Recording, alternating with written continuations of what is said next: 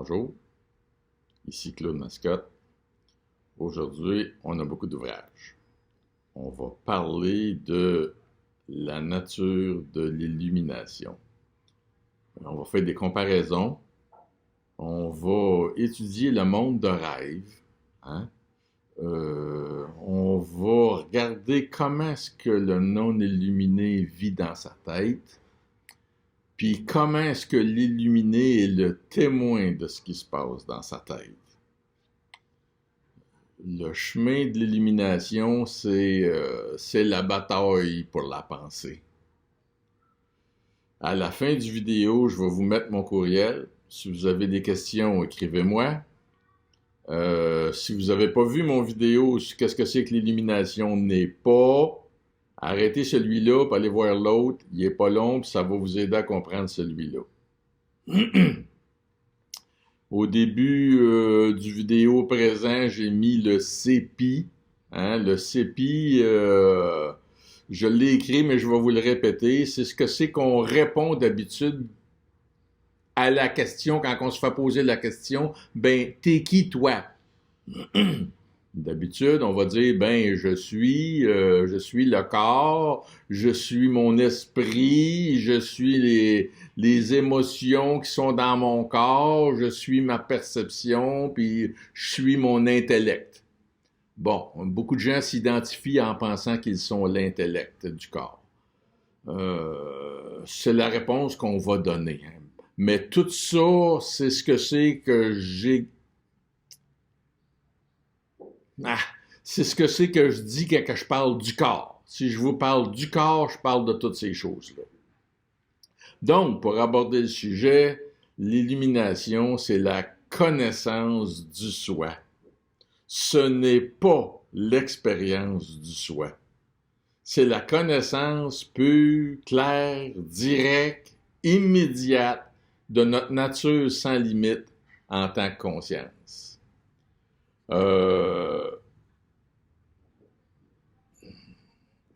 Dire que le corps devient illuminé, c'est pas le bon terme non plus.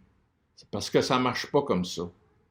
Dans le processus de l'illumination, il y a un bout qui fait qu'on nie le corps comme étant nous-mêmes. Alors, si le corps n'est pas lui-même, comment est-ce qu'on fait pour dire que le corps est illuminé? Tu sais, des fois, je me fais poser la question, « Oh, t'es-tu illuminé? » Là, il faudrait que je sorte un chapitre, tu sais. Fait que c'est pas facile, mais en tout cas, je vous explique ça tout de suite en partant. Donc, hein, l'illumination, c'est la connaissance de qui nous sommes en réalité. Puis je peux vous assurer que le commun des mortels n'est pas ce qu'il pense être. Hein? Ce que nous sommes en réalité inclut pas le corps. Ce qui est moi, qu'on appelle le soi, est au-delà de mon corps, au-delà du CEPI, et qui ne partage même pas ses limites. En fait, il n'est pas accessible par la définition de la pensée, mais on va parler de ça un petit peu plus loin.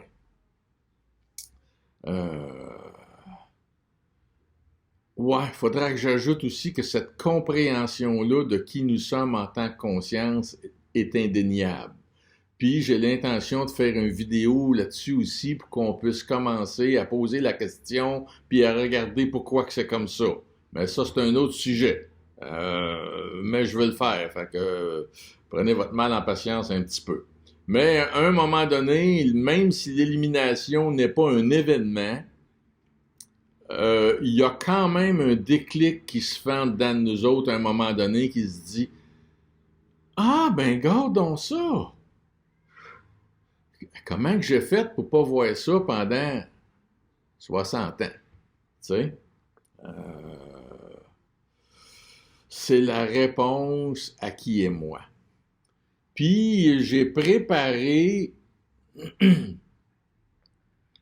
une douzaine de phrases qu'on dit les gens illuminés à propos de l'illumination. Puis, je veux parler de chacune de ces douzaines de phrases-là, puis la plus longue, c'est la première. Osho dit l'illumination, c'est la récompense de celui qui s'observe constamment. Puis c'est ça qui fait à celui qui marche sur le sentier de l'élimination. Il se détourne du monde, de mettre son attention sur le monde extérieur, puis il met son attention sur le monde intérieur. C'est un processus qui inclut l'observation du CEPI. Hein? Le corps, l'esprit, l'émotion, perception, intelligence. Intellect. Bon. Puis, pour ça, je veux commencer avec une petite comparaison. Je veux commencer par quand on rêve la nuit. Quand on rêve la nuit, puis qu'on voit le lion qui sort du bois puis qui fonce sur nous autres. Je ne veux pas vous donner un mauvais rêve, mais en tout cas. On dit pas « Écoute, mon petit schnappant, je le sais que t'es juste un rêve, puis retourne te promener dans ton coin. » Non. En fait, on essaye de se sauver dans le rêve. Puis si vous observez bien sur qu'est-ce que c'est qu'est votre rêve, vous allez vous apercevoir qu'en fait, vous n'êtes pas vous quand vous rêvez. Vous êtes, puis moi aussi, alors mettons, je vais parler en je suis le témoin de moi-même dans le rêve. Hein? En plus, c'est seulement quand que je me réveille que je m'aperçois que la réalité perçue dans le rêve n'est pas la vraie réalité. Quand que je me réveille, je dis « Ah, là, je suis dans la réalité. Tantôt, j'étais dans une réalité imaginaire. » Hein? Ce que je vois pas, qu'en réalité, ça fait pas mal de réalité, hein? Mais dans le monde dans lequel que je vis quand je suis réveillé, j'ai également du rêve. J'ai également du rêve parce que j'ai le petit hamster, là, hein, qu'on pense être nous-mêmes, puis qui nous parle tout le temps. Hein?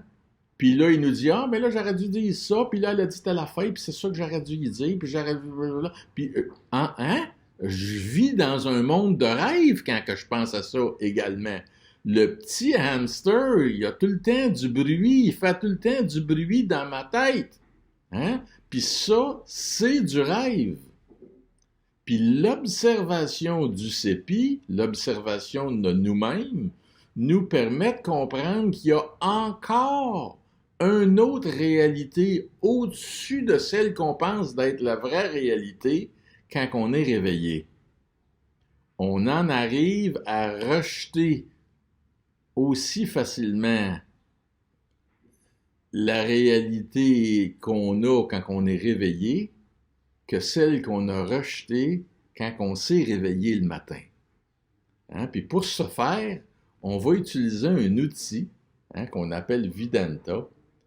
Puis, en fin du compte de cette analyse-là, la connaissance du soi cancelle l'identification qu'a l'être vivant, qu'on appelle le jiva, avec l'image qu'il a de lui-même.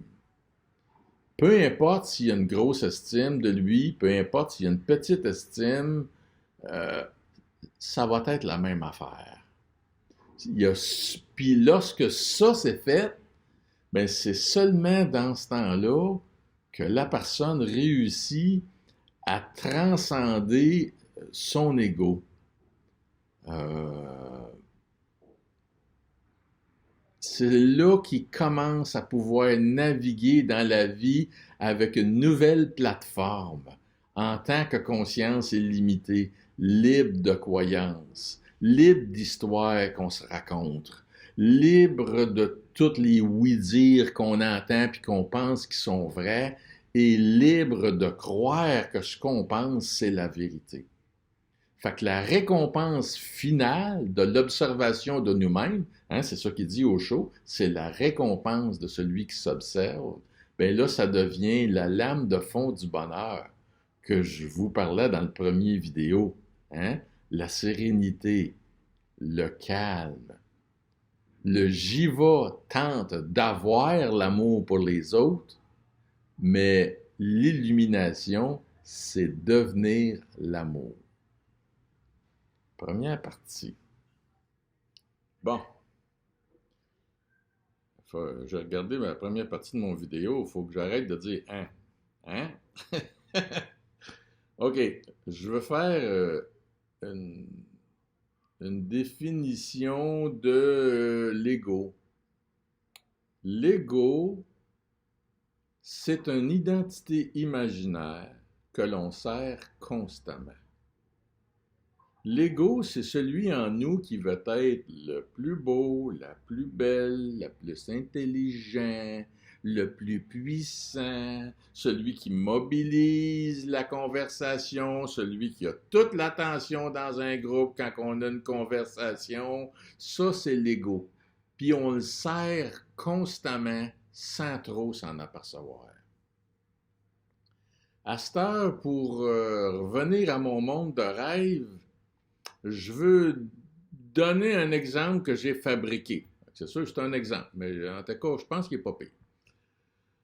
Supposons que je marche sur une belle petite route de campagne, puis que je promène mon chien, puis un beau gros chien à poils longs, en laisse, que j'ai un chapeau rouge, un manteau bleu, essayez de me rappeler de tout ça, là, puis des pantalons noirs, des souliers noirs. Bon, puis je m'en viens sur le bord du chemin, puis je passe en face d'un parc, puis sur un parc, il y a 5 personnes qui sont assises. Ils se connaissent pas. Ils sont juste là, mettons, pour se reposer parce qu'ils prennent une marche eux autres aussi. Tu sais? Et puis quand que je passe en face d'eux autres, la première personne pense, Colin, son chapeau, il est bien trop grand. La deuxième, elle va regarder, je l'aime, son chapeau. La troisième, elle va penser, ah, il est trop petit, son chapeau. Tu sais? La quatrième, elle va dire, ben, son chapeau, il n'est pas de la bonne couleur, il ne va pas avec son manteau. Puis la cinquième, elle va dire, oh, je le prendrai encore plus rouge, son chapeau, tu sais. Après ça, la première personne, si je pense à mon manteau, ben, elle va dire, ben, son manteau, il est bleu, puis il va pas avec son chapeau. Puis la deuxième personne, elle va dire, ben, son manteau, il est bien trop long, ça lui fait pas bien. Puis la troisième personne, elle va dire, ben, son manteau, il est trop court, il devrait en porter un encore plus long. Puis l'autre personne après, elle va dire, oh, quel beau manteau, tu sais.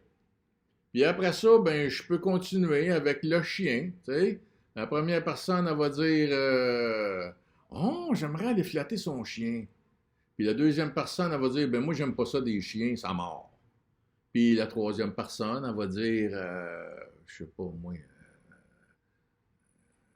son chien, il est trop gros, puis moi, j'aime pas ça des gros chiens, j'achèterais un petit chien. Comment se fait qu'il a acheté un gros chien de même?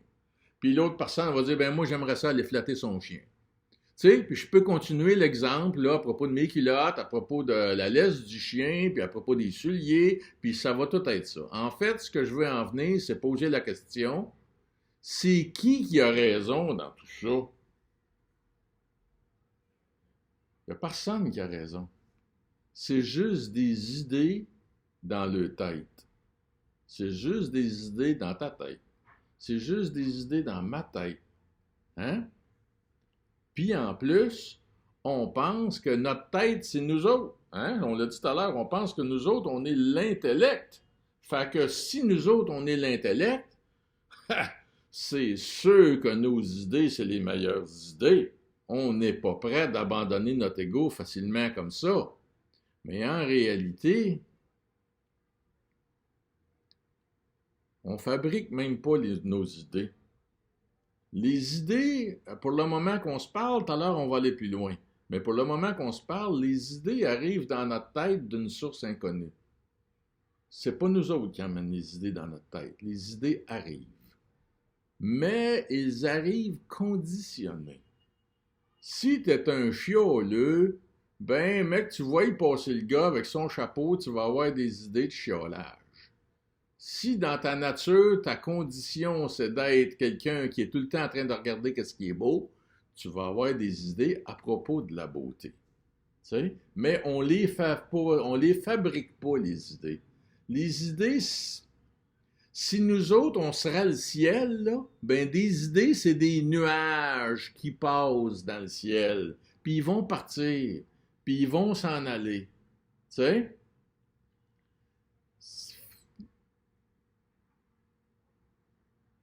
Ah. Notre conditionnement, parce que je viens de parler du conditionnement, notre conditionnement donne lieu au monde de rêve dans lequel on s'imagine vivre. Puis le monde, c'est rien du tout. Le monde, c'est notre pensée à propos de ce qui nous entoure. Tu sais, nos croyances à propos de ce qui nous entoure. Puis on y tient. Tu sais, 5 personnes vivent dans 5 mondes de rêve différents. Puis 1000 personnes vivent dans 1000 mondes de rêve différents. Fait que l'illuminé, en revanche, comprend ça de façon constante, que ses pensées ne sont pas lui, que c'est juste des pensées qui passent. Puis si je rajoute un autre personnage là-dedans, dans le même sens, de qu'est-ce que c'est que l'illumination, Adyashanti, lui, il dit que c'est un changement à partir de l'esprit puis de la pensée conditionnée vers une conscience universelle pour abandonner notre monde de rêve.